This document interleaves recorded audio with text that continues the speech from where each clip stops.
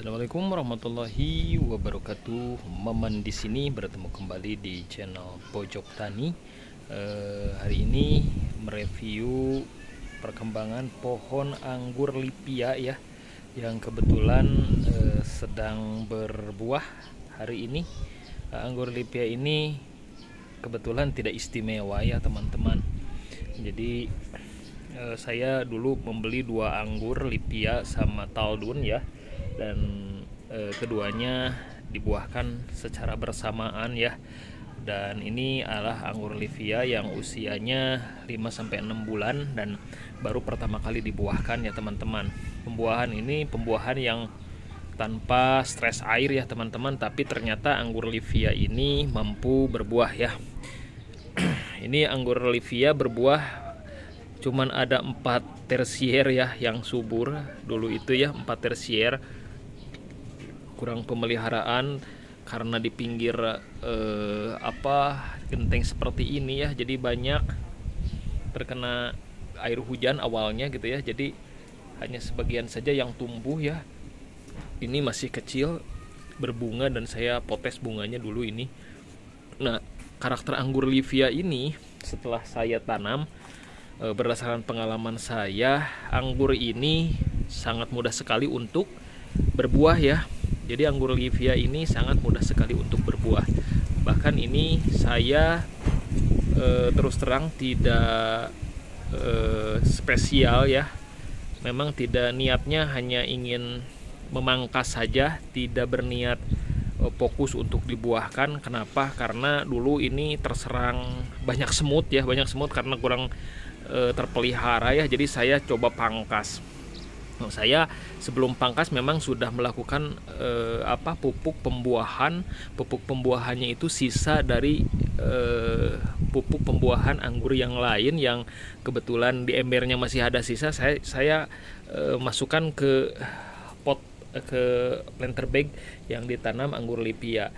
Dan ketika dipangkas tidak ada stres air ya, dan ternyata tanpa stres air pun si anggur lipia ini sanggup untuk berbuah. Tanpa pupuk pembuahan yang maksimal pun si anggur lipia ini sanggup untuk berbuah, karena memang mungkin waktunya untuk berbuah ya, karena usianya sudah 5 bulan jalan ke 6 bulan.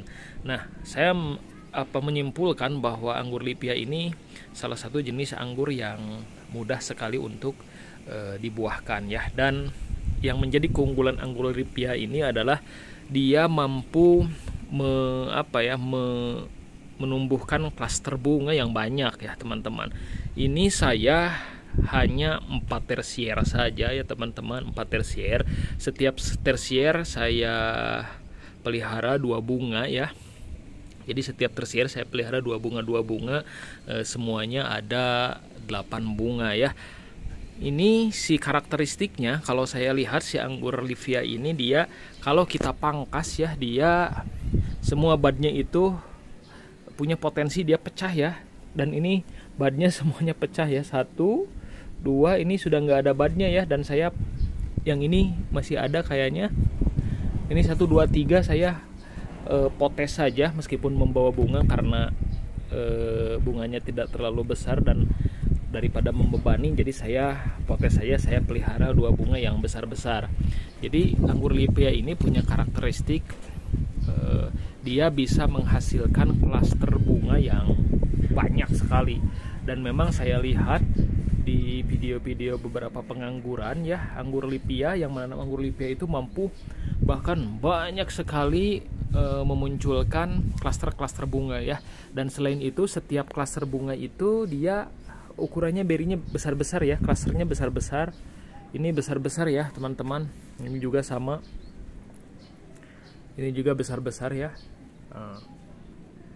Dan menurut saya sih, saya kebetulan ini pangkas pendek ya, 1, 2, 3, 4, 5, 6 di 6 bud ya, di 6 bud, rata-rata di 6 bud, 7 bud sampai 9 bud ya.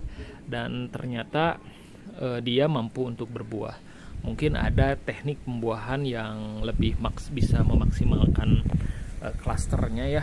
Namun saya ini seadanya saja. Saya mengejar mengejar badnya, dimana ada bad yang gemuk, maka di situ saya melakukan pemangkasan ya, dan ternyata memang dia mampu membawa bunga ya, anggur lipia ini. Jadi anggur lipia ini kalau menurut saya, teman-teman yang ingin menanam anggur impor ya, salah satunya bisa memilih anggur lipia, karena pengalaman saya anggur lipia ini memang sangat mudah sekali untuk dibuahkan. Keunggulannya dia mampu membawa klaster bunga yang banyak, dan setiap klaster bunganya lumayan ya, dompolannya bisa besar-besar ya.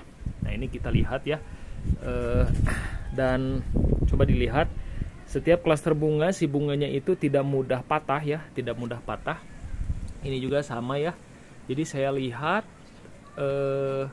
bunga-bunganya ini tidak mudah rontok ya, entah ini faktor karena pemupukan sama ya, tidak spesial ya, pemupukan ini sama, tidak spesial, cuman mungkin ini penyerbukannya dapat boleh dikatakan sempurna, sehingga si bunga-bunganya itu tidak ada yang kering, dan bunga-bunganya itu tidak ada yang tidak rontok ya, tidak rontok, tidak seperti bunga taldun.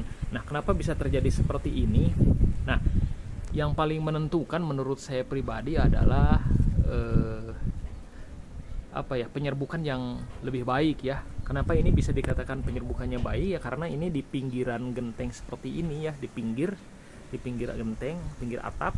Nah, kemudian ini anginnya besar-besar ya, angin besar. Jadi pada saat si anggur lipia ini berbunga ya, sepertinya si angin membantu penyerbukan bunga-bunga dari anggur lipia ini, sehingga si buah-buah beri anggurnya itu ya, kalau boleh saya lihat satu persatu, ini tidak seperti taldun atau tidak seperti ini nih, tanaman-tanaman anggur yang saya tanam di sebelah sana ya, di sebelah sana ini minimal sekali terkena angin ya, bahkan mungkin serangga pun jarang sekali ke sana, 1-2 mungkin.